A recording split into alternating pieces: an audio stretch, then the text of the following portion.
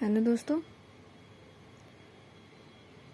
आज मैं फिर से आपके लिए लेके आई हूँ एक नई क्लास।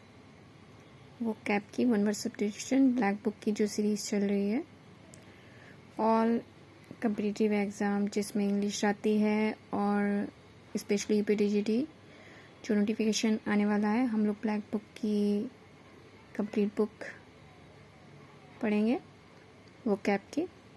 तो चलिए शुरू करते हैं आज की अपनी क्लास। हम लोग ने 70 तक पढ़ लिया था, अब शुरू करेंगे 71 से। एम्बिगुअस। एम्बिगुअस का हिंदी मीनिंग होता है संदिग्धार्थी या अस्पष्ट। Capable of being understood in either of two or more possible senses and therefore not definite. जो अस्पष्ट ना हो उसे क्या कहते हैं? एम्बिगुअस। एम्बिगुअस एक एडजेक्टिव है। हमारा अगला मीनिंग है अगले पेज पे जो हम पढ़ेंगे। वन वर्ड सब्स्टिट्यूशन की सीरीज चल रही है, जैसा कि आप लोग सभी लोग जानते हैं, और हम लोग अपनी जो ब्लैक बुक की सीरीज़ है उसे कंप्लीट करेंगे। हमारा अगला मीनिंग है एम्बिवेलेंट, जिसका हिंदी अर्थ होता है उभय भावी, किसी चीज़ के बारे में दोहरे मनोभाव वाला। हैविंग और showing both good and bad feelings, एक ऐसा व्यक्ति जिसे अच्छे और बुरे दोनों की ही फीलिंग आती है। तो कभी वो सोचता है कि अच्छा होने वाला है, कभी सोचता है बुरा है।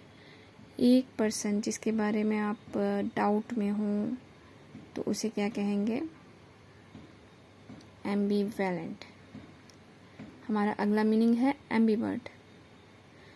एम्बिवर्ट अंतर्मुखी और बहुमुखी दोनों प्रतिभा बराबर हो, जिसमें one who has the qualities like shyness and openness at the same time.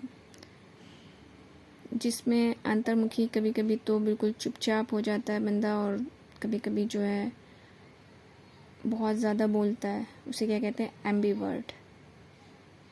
अपने मन की बात नहीं कह पाए तो अंतर्मुखी कभी कभी ऐसा होता है, और जब बहुत ज़्यादा बोल दे ज़रूर से ज़्यादा तो उसे क्या कहेंगे? मुँह पर जवाब देने लगे उसे क्या कहेंगे? बहिमुखी। तो ये जिसमें दोनों प्रतिभा बराबर होती है उसे क्या कहते हैं? एम्बिवर्ट। हमारा अगला मीनिंग है एम्बल, धीमी गति में चलने वाला।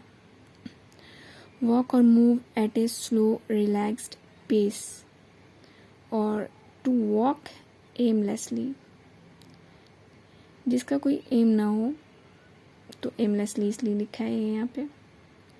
वॉक और move at a slow relaxed pace से क्या कहेंगे? वन वर्ड में ample.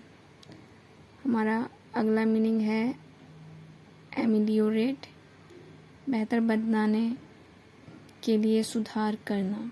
Make better something bad और अनसेटिस्फैक्टरी, उसे क्या कहेंगे? एमिलियोरेट। हमारा अगला मीनिंग है एमिनेबल, जिसका हिंदी मीनिंग होता है आज्ञाकारी। Readily reacting to suggestions and influences और विलिंग टू बी गाइडेड और कंट्रोल्ड, उसे क्या कहेंगे? Amenable.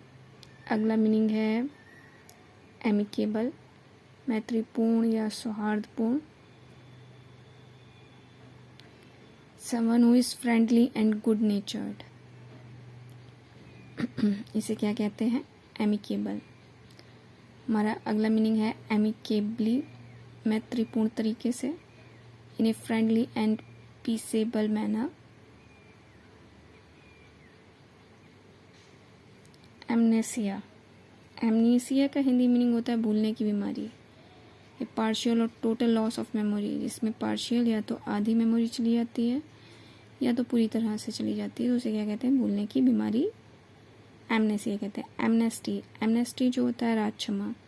An official pardon, the formal act of liberating someone. दोस्तों ये हमने 80 तक पढ़ लिए हैं। इसके पहले की अगर आपने क्लासेस नहीं देखी हैं तो मेरे चैनल को विजिट करें, स्टडी लवर्स वर्ल्ड, और उन क्लासेस को देखें और अपनी वोकैब पावर को मजबूत करें, स्ट्रॉन्ग करें। एग्ज़ाम जल्द ही आ जाएगा और पता भी नहीं चलेगा, जैसा कि UPTGT 2022 के एग्ज़ाम में हुआ वैसा ना हो, इसलिए आप अभी से पढ़ना शुरू करें।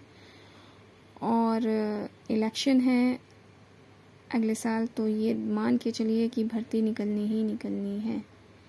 तो जल्द ही नोटिफिकेशन आने वाला है UPTGT का, तो आप लोग लगे रहिए, मेहनत करते रहिए और आप मेरे चैनल को लाइक करें, शेयर करें, सब्सक्राइब करें, ताकि ज़्यादा से ज़्यादा लोगों को, स्टूडेंट्स को इसका फ़ायदा मिल पाए।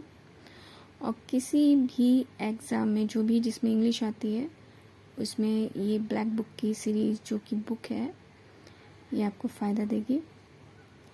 और हम लोग और भी मीनिंग करेंगे जो कि डेली बेसिस पे होंगे, जिसमें द हिंदू के आपने देखे होंगे जो कि करंट के 1 वर्ड होते हैं।